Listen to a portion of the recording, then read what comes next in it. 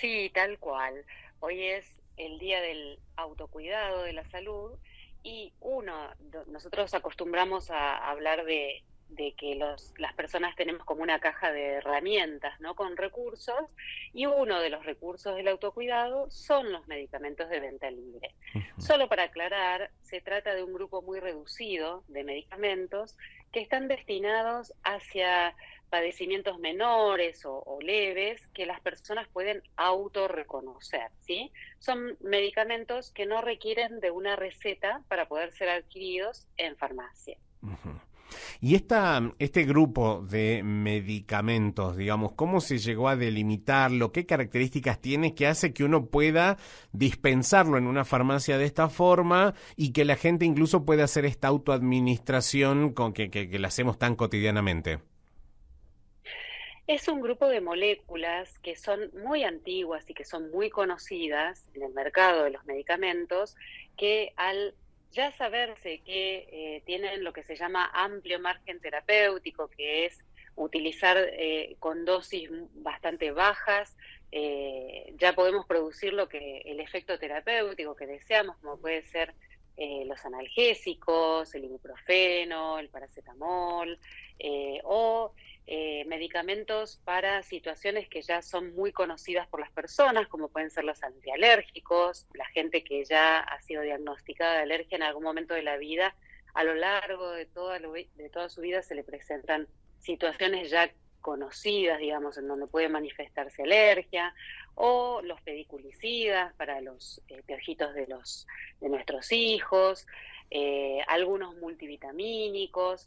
Digamos que son medicamentos que han estado durante muchas décadas en el mercado y que fueron pasando a través de diferentes autoridades sanitarias que fueron autorizando esto hacia la venta libre, porque son considerados un grupo de medicamentos que nos pueden permitir gestionar cosas que autorreconocemos.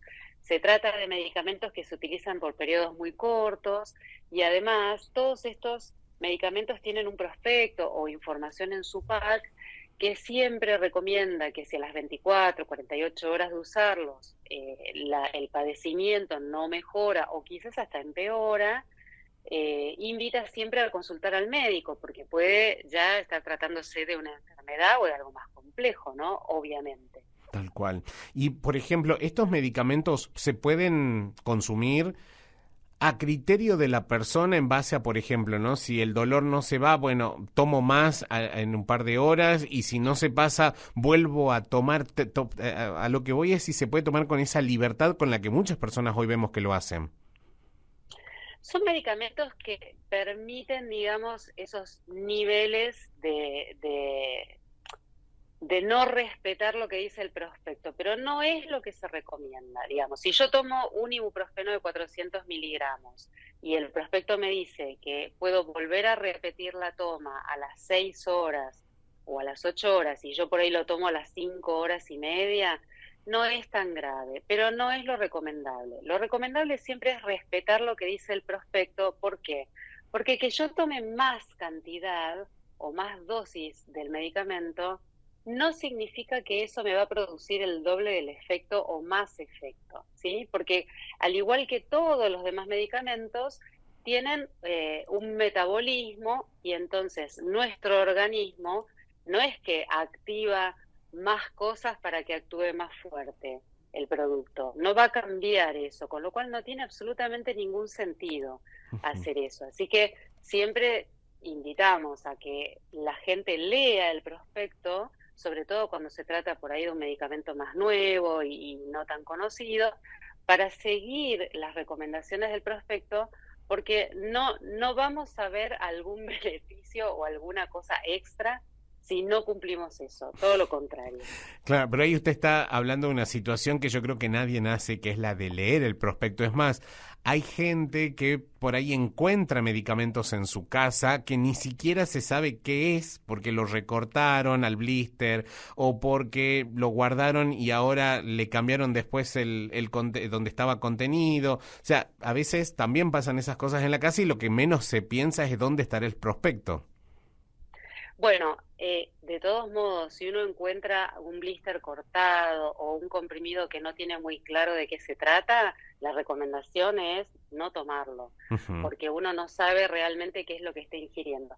Más allá de eso, desde la Cámara, hace ya unos cuantos años, venimos trabajando con nuestra autoridad sanitaria en Argentina, que se llama ANMAT, Sí. sobre otras formas, aprovechando el desarrollo de la tecnología, sobre otras formas posibles para tener el prospecto. Y nosotros venimos recomendando que se implemente, por ejemplo, en Argentina, la utilización del QR.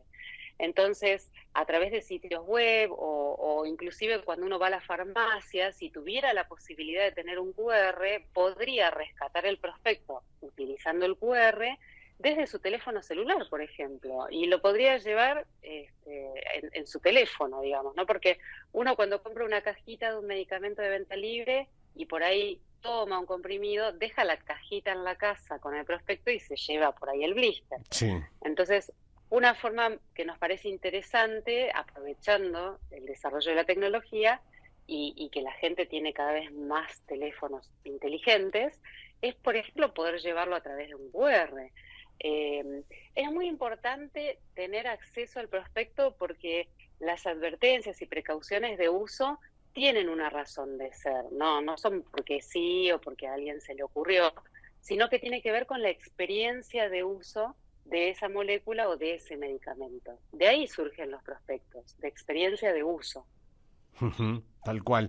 Nosotros aquí en el último tiempo, este año mejor dicho, hablábamos de un medicamento que es de venta libre, como y en el contexto del brote de dengue, decíamos, bueno, mucho cuidado porque a veces los confundimos, porque a veces pensamos que todos son iguales, entonces si hay una recomendación en un caso en una población que esté expuesta al dengue, por ejemplo, decías, no, tal medicamento no, pero la gente por ahí los confunde y eso también hay que ser muy cuidadoso, que porque sean de esta misma categoría no quiere decir que, por ejemplo, paracetamol o ibuprofeno sean lo mismo y que no importa si tomo uno, si tomo el otro, porque claramente si son medicamentos diferentes es porque alguna diferencia puede haber, por ejemplo. Tal cual, en el caso de un contexto particular, como puede ser el dengue, que es bien concreto y que en Argentina tuvimos la experiencia hace no muchos meses atrás, la recomendación, si hay presencia de fiebre o por ahí dolor articular, es paracetamol. Y si tenemos otros medicamentos de venta libre analgésicos, como puede ser el ibuprofeno u otros, pasan a una segunda línea que va a depender más de un manejo médico, ¿no? Si uno está en un área de posible dengue y tiene posibles manifestaciones de dengue, es muy importante que la gente, si va a utilizar, bueno, intente con paracetamol, pero digamos, acceda al sistema de salud, tenga contacto con un médico o con el sistema de salud.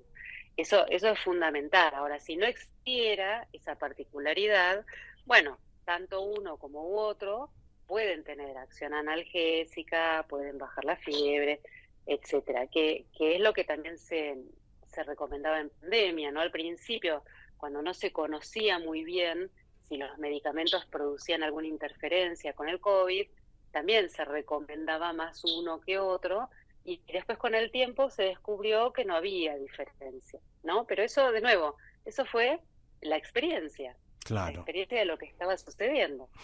Tal cual, pero bueno, para que la gente vea de que no es lo mismo y que a veces hay indicaciones específicas aún sobre los medicamentos de venta libre. Pero ahora también le quiero preguntar, porque todo esto que venimos charlando lo estamos haciendo en el supuesto escenario de que estamos hablando de una persona adulta, pero muchas veces esos adultos tienen niños a cargo, niños y niñas, y son los que administran este tipo de medicamentos. En esos casos hay que tener cuidados especiales, hay que ir al prospecto a ver si es que un niño puede tomarlo o no.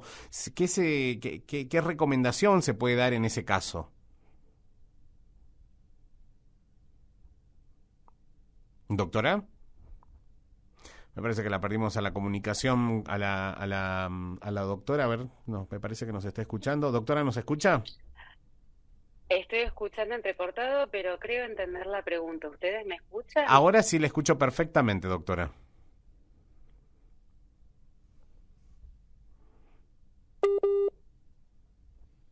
Me parece que estamos teniendo un problemita ahí de comunicación. A ver, doctora, ¿nos escucha? Ah, ¿ahora me escuchan? Sí, ahora sí. parte de medicamentos destinados a utilizar en adultos. Hay algunos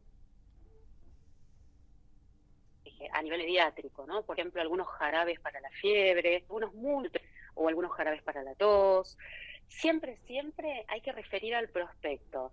Pero en general, en Argentina, la mayoría de los medicamentos que son de uso en niños o pequeños son de venta bajo receta. Y eso tiene una razón de ser y tiene que ver con que el organismo de un niño no es el de un adulto en chiquito, es todo diferente, cambia el metabolismo, cambia todo. Ujú. Entonces ahí se necesita tener cerca al pediatra y no administrar medicamentos que no están autorizados como venta libre para niños.